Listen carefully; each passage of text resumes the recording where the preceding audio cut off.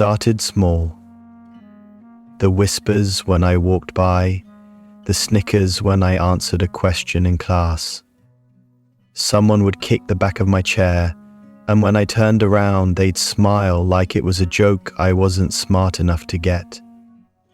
My lunchbox would go missing, and by the time I found it, everything inside was crushed. Some days, my name was replaced by something cruel, written in chalk on the board.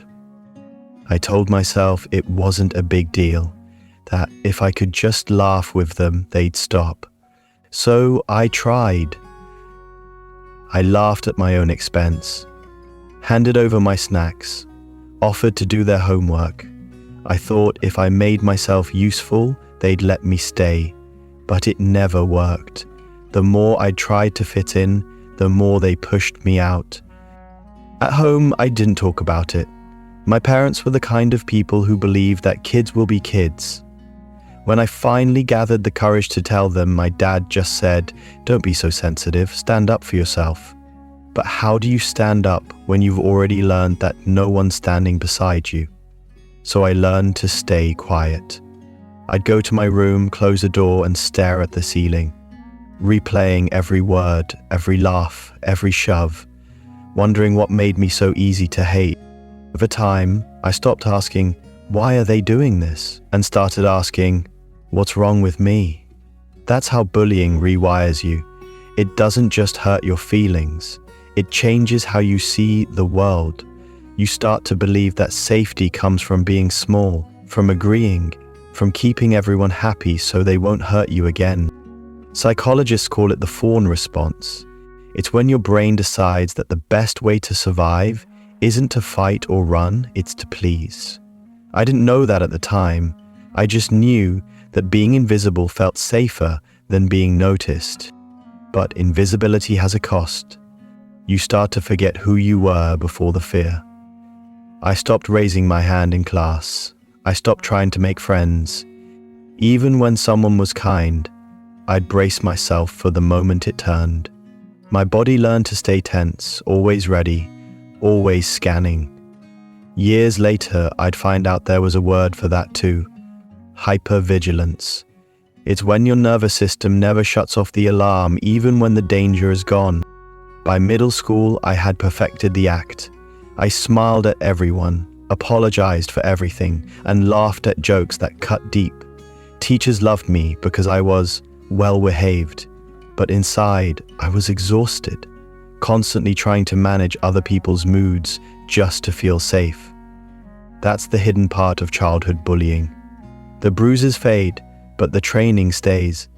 You learn to earn space instead of taking it. You learn to survive instead of living. And the worst part? No one notices. Because from the outside you look fine. You look polite, quiet, easygoing. But inside, you're still that kid in the cafeteria holding a broken lunchbox, pretending it doesn't matter. That's the truth about being bullied as a child. It teaches you to trade authenticity for approval. It convinces you that peace only exists when everyone else is happy. But peace built on fear isn't peace at all. That's why I'm telling this story. Because maybe if we can finally name what happened, the fear, the silence, the pretending, we can start to take back what it stole from us. Maybe we can finally stop surviving and start healing. When I think back, the bullying didn't really start at school. It started long before that in my own house. Not because my parents were cruel, but because love there always felt like something I had to earn. Good grades, good manners, no noise, no mess. Every kind word I received was a reward for doing something right, not for simply being me. And that's how I first learned that love wasn't guaranteed. It was conditional. Psychologists have a term for this: conditional regard. It happens when a child's worth is tied to behavior or achievement rather than who they are. Studies by Edward DeCiti and Richard Ryan, the founders of self-determination theory, show that when children grow up under conditional love, They internalize the idea that affection must be maintained through performance. In other words, they stop asking, "Am I loved?" and start asking, "Am I good enough to be loved?" That belief becomes the quiet soil where bullying takes root, because when a child already doubts their worth at home, the world outside doesn't have to work hard to convince them of it. When a classmate mocks them, it confirms a fear that's already familiar. Maybe they're right about me. And that's how the cycle continues. Not because the child is weak, but because their heart has already been trained to see rejection as normal. In my case, my parents weren't bad people. They were just tired, stressed, maybe carrying their own unhealed wounds. But as a child, you don't see your parents as people. You see them as the entire universe. So when they pull away, even for a moment, it feels like the universe itself has decided you're not enough. Psychologist John Bowlby, the father of attachment theory, once wrote that a child's sense of security is built on the availability of a caring figure. When that care is inconsistent, when love flickers on and off, the child learns to chase it rather than trust it. That's how anxious attachment begins. I became that child, the chaser. I learned to monitor every tone, every sigh, every silence. I tried to anticipate what people wanted from me before they even said it. That instinct helped me survive emotionally at home, but later, it became the reason I froze when I was bullied. I was too busy trying to keep everyone happy to remember I had the right to protect myself. It wasn't courage I lacked, it was permission. Children like that grow up believing that harmony is worth more than honesty. They apologize to keep peace, even when they've done nothing wrong. They stay quiet, not because they have nothing to say, but because they fear that speaking might cost them love. That fear, over time, rewires the brain's reward system. Every smile becomes a sign of safety, every frown a threat. Neuroscientist Alan Shaw explains that early emotional neglect affects the development of the right hemisphere of the brain, the part that regulates emotion and attachment, leaving people more sensitive to rejection and more likely to people please as adults. It's strange how this wiring hides in plain sight. As adults, we call it being nice, being caring, or being selfless. But sometimes it's not kindness, it's survival. It's the same reflex that kept us safe when we were small, now disguised as empathy. I used to mistake my constant giving for compassion, but really it was fear. Fear of being abandoned. Fear of being disliked. Fear of being unworthy again. And here's the paradox. The children most desperate to be loved often become the easiest to hurt, because their boundaries are made of hope. They keep forgiving, explaining, excusing, not because they don't see the harm, but because they believe if they can just love enough, maybe this time it won't happen again. It's a quiet form of self-betrayal that looks like loyalty.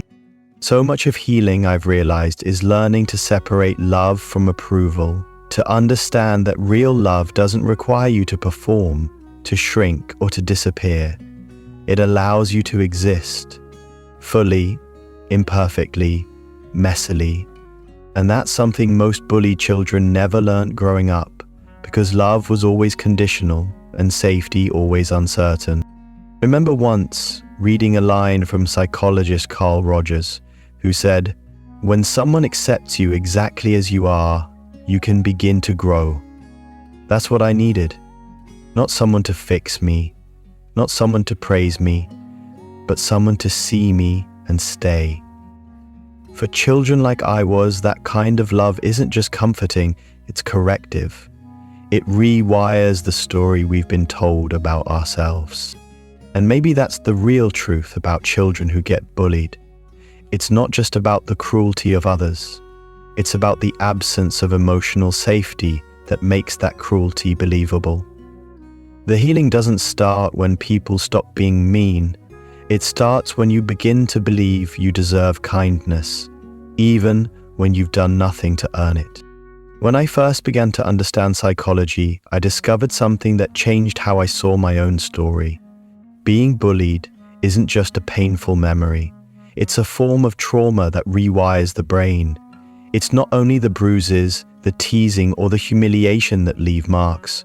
What truly shapes us is how our nervous system learns to survive in that fear, and how, even years later, it keeps reacting as if the danger never ended. I used to think I was weak for freezing when someone mocked me or for trying too hard to be liked. But what I was really doing was surviving. The body knows fear before the mind does.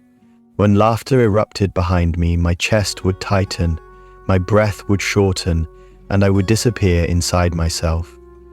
I didn't think, I obeyed an old instinct that whispered, "Stay small, stay safe."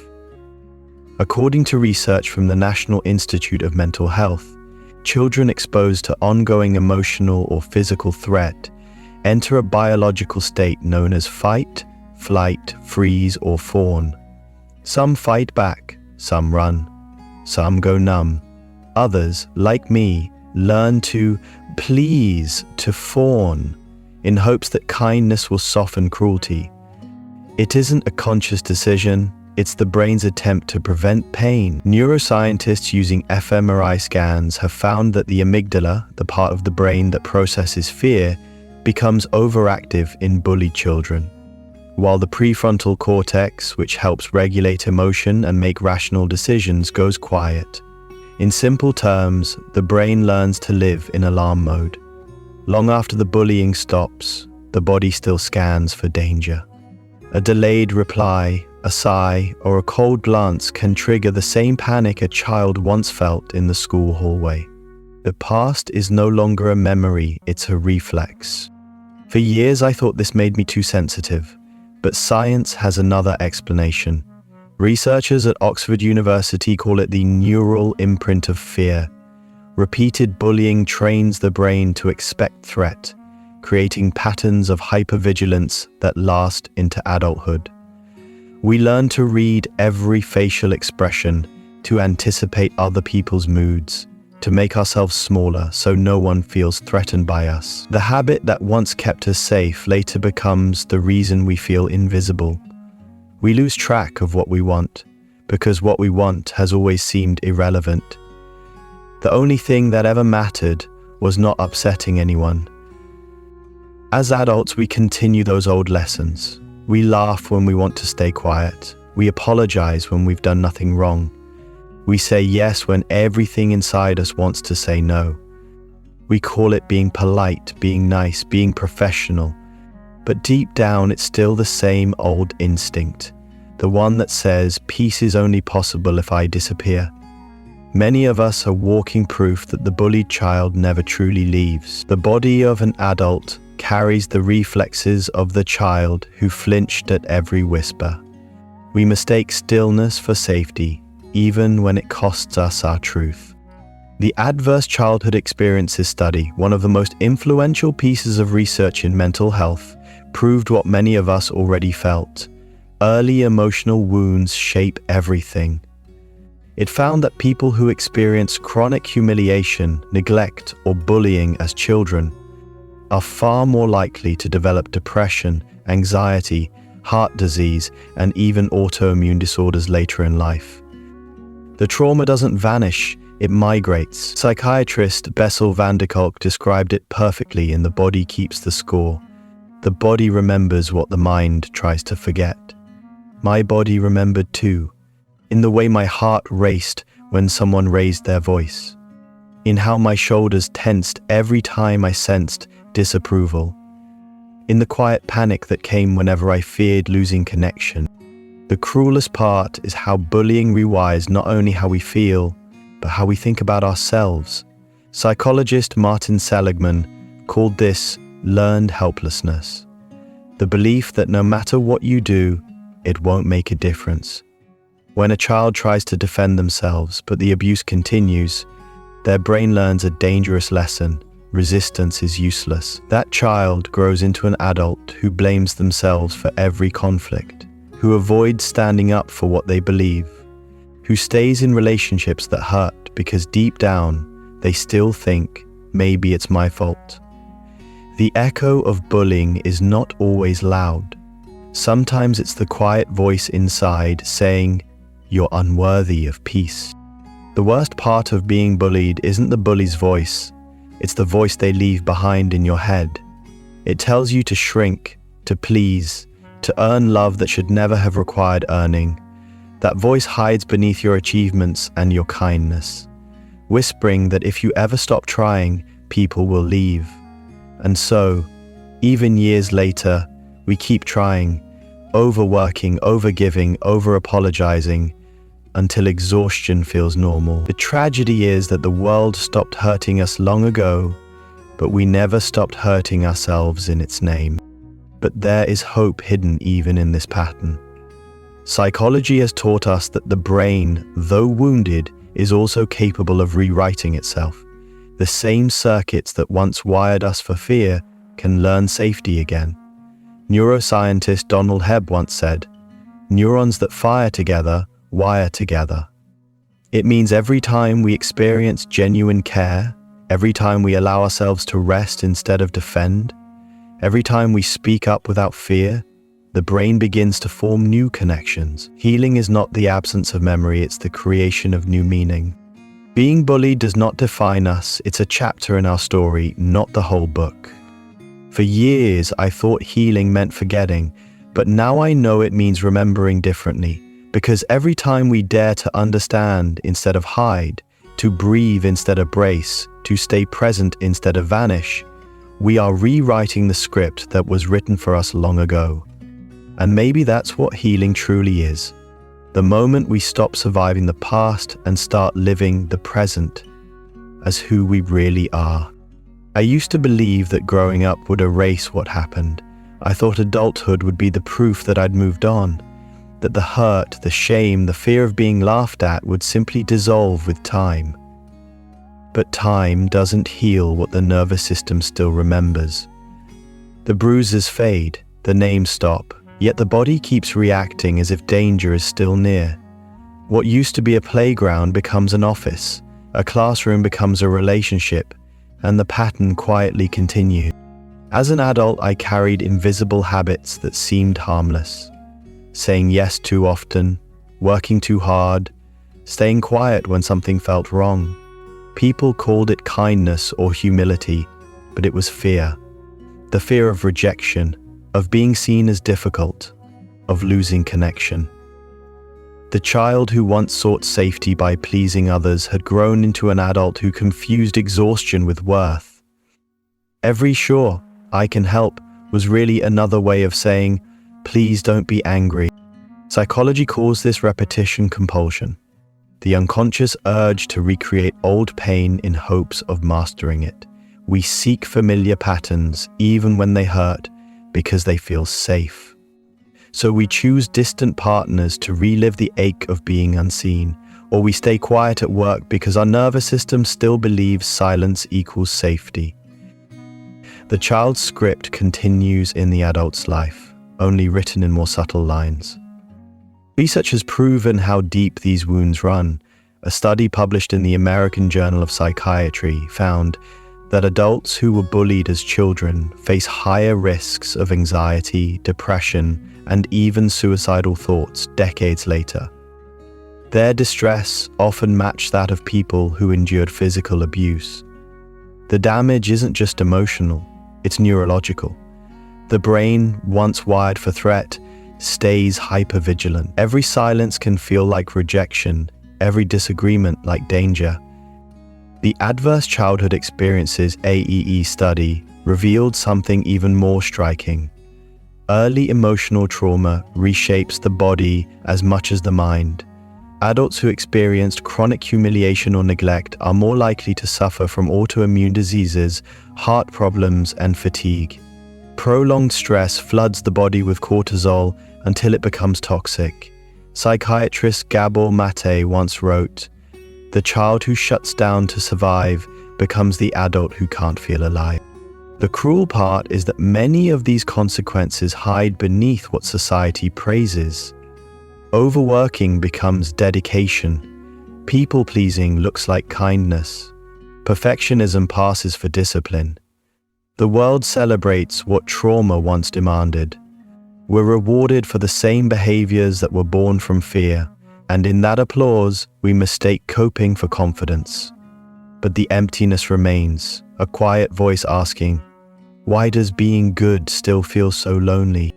Long-term, bullying doesn't just wound confidence, it distorts identity.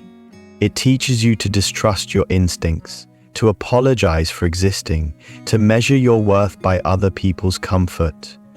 Over time, you can be surrounded by laughter and still feel unseen. You can achieve everything you once dreamed of and still hear that old whisper, "You're not enough." Yet understanding this pattern isn't hopeless, it's liberating.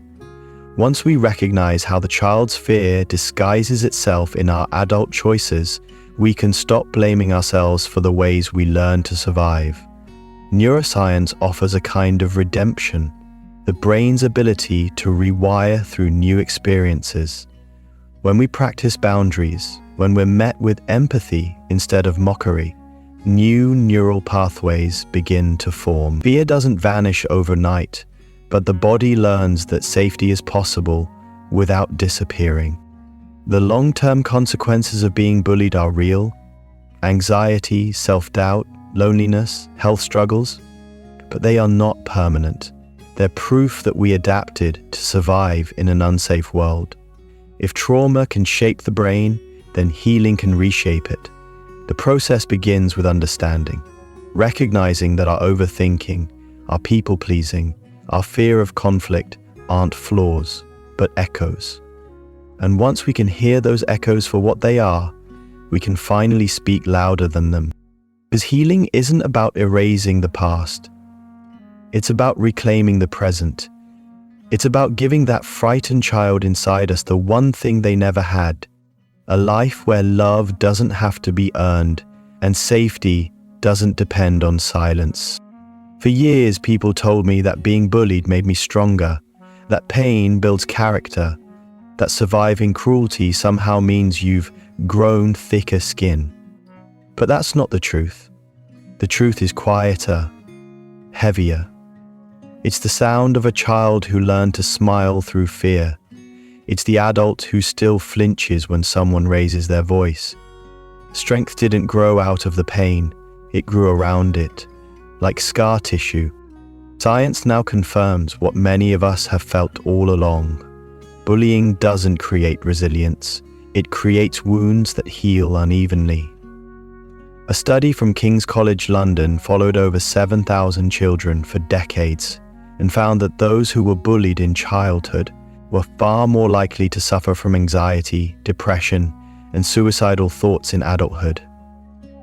Their nervous systems didn't forget. According to trauma research by Bessel van der Kolk, The Body Keeps the Score, our physiology remembers what our minds try to bury. And yet the world keeps repeating the same myth. We still tell kids to toughen up, as if cruelty were a kind of training. But being bullied doesn't teach strength, it teaches hypervigilance, it teaches self-blame. It teaches us to scan every room, every silence, searching for signs of rejection. These are not lessons of resilience, they are symptoms of survival. When you grow up in fear, your brain learns that connection is dangerous.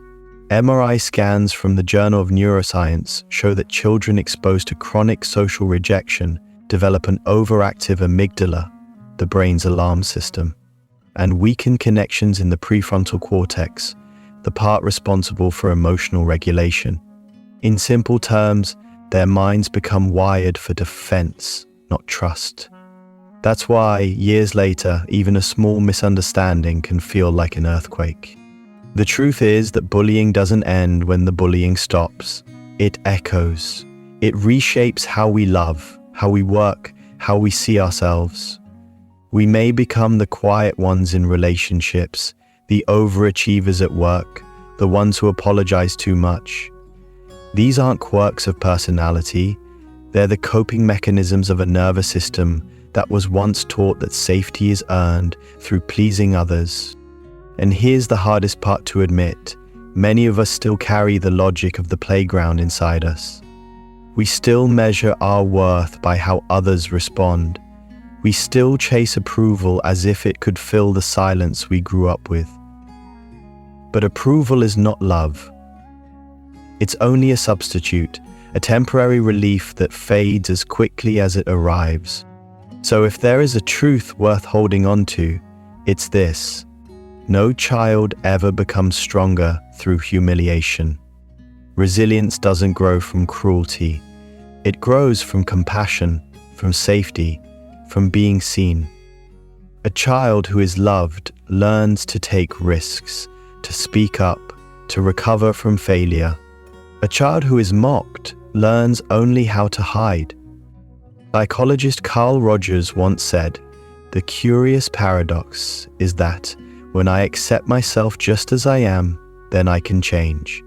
That's the real strength, the kind that comes not from enduring pain, but from finally refusing to justify it. Healing begins the moment we stop calling our trauma a lesson and start calling it what it was: harm.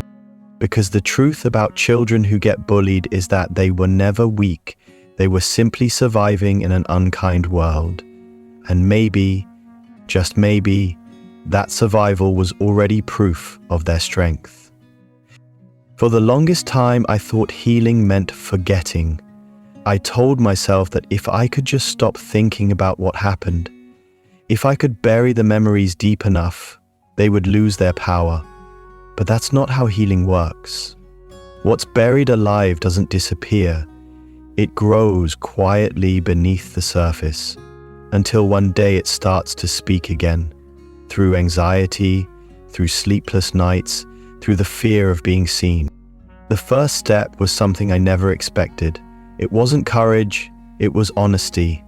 I had to admit that what happened hurt me, that the teasing, the names, the silence, they didn't make me stronger, they made me scared.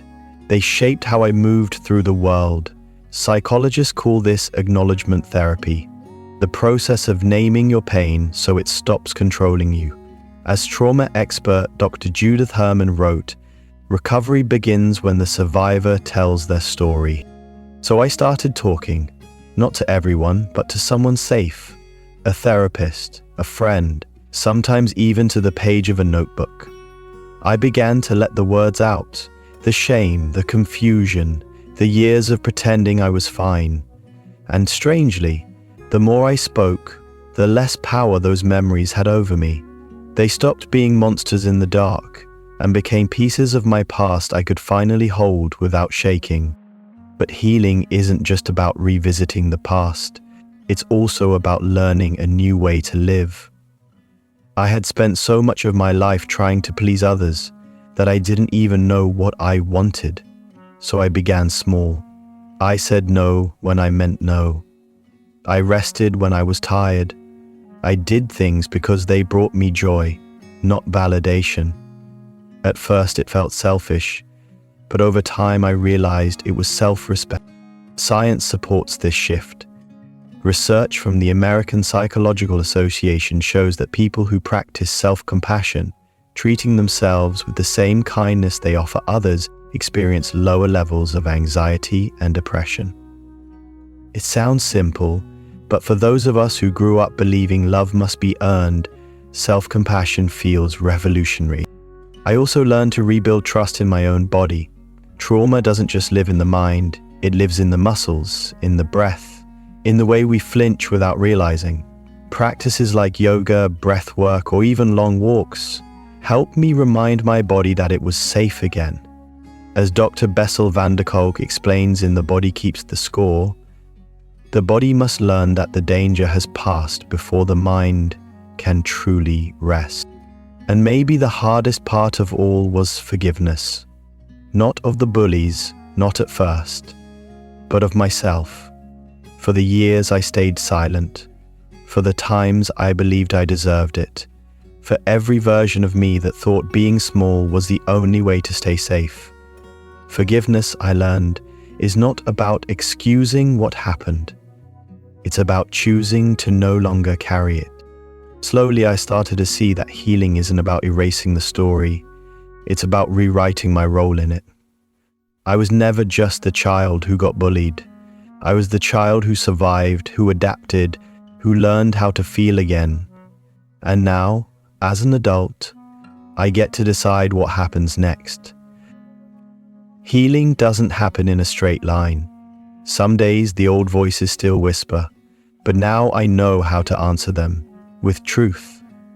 I remind myself that I don't have to earn love, that boundaries are not walls but doors, and that softness is not weakness. If you've ever carried the same pain, this is what I want you to know. You are not broken. You are healing. You are learning to live without fear as your guide. The past may have written the first chapters of your story, but you hold the pen now, and this time you get to write it in your own voice. There's a moment in every healing journey when silence turns into understanding. I remember sitting alone one evening, looking at an old photograph of myself as a child. My eyes were full of fear back then, wide, uncertain, always searching for safety. For years I avoided that image because it reminded me of everything I wanted to forget. But that night something shifted.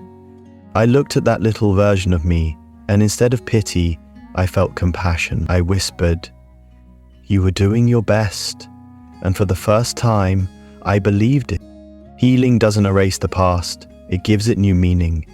The pain we carry becomes a teacher, not because suffering makes us noble, but because facing it makes us real. The truth is, we don't heal by becoming the people we once were before the pain. We heal by becoming someone who can hold that pain without letting it define us. Every scar has a story, and mine taught me something profound. Empathy is born in the places that once hurt the most. The bullied child inside me still lives, but they're no longer trapped. They've become my guide, reminding me how words can wound, but also how they can heal. Maybe that's why I'm here now, speaking to you. Because I know that somewhere, someone is still trying to understand why they weren't enough. And I want you to know, you always were. Science tells us that our brains remain capable of change throughout life, a concept called neuroplasticity. It means healing isn't just emotional, it's biological. Every act of self-kindness, every moment we choose calm over fear, literally rewires our neural pathways. As Dr. Richard Davidson from the University of Wisconsin wrote, kindness changes the brain. It's a trainable skill. That thought gives me hope. It means it's never too late to begin again. Sometimes I still catch myself shrinking in conversations, saying yes when I want to say no, scanning people's faces for signs of disappointment. But now, when that happens, I pause, I breathe. I remember that the child who once needed to please everyone no longer runs the show. I tell them, "You're safe now." And each time I do, the world feels a little softer. If you've ever been that child, the one who laughed to hide the tears, who made yourself small so others could feel big, this is for you. Healing is not a race, it's a reunion. A reunion with the parts of you that were silenced, ignored, or shamed. The goal isn't to forget who you were, but to welcome them home. We can't go back and change what happened, but we can change the meaning it holds. The laughter that once mocked us can become the rhythm of our resilience. The loneliness that once hollowed us out can become the space where peace now lives. And maybe the voice that once trembled can finally say, "I'm here and I'm enough." So if you're still carrying the echoes of childhood bullying, if the old pain still knocks from time to time, don't see it as weakness. See it as proof that your heart is still open, because the ones who have suffered most often love the deepest. In the end, the journey isn't about becoming untouchable, it's about becoming whole. It's about standing in front of the mirror, looking into your own eyes, and saying the word you needed to hear all along. You were always enough. And maybe, when we finally believe that, the child inside us can rest, and we can begin to live not in reaction to pain, but in harmony with who we truly are. If you've come this far with me, it's probably because something in this story resonates with you. Here, we don't pursue perfection. We explore the quiet spaces where pain once resided and turn them into light. This channel isn't about fixing what's broken. It's about learning to hold it gently. Stay, subscribe, and join me in the gentle science of healing, where every scar has a story and every story deserves to be heard.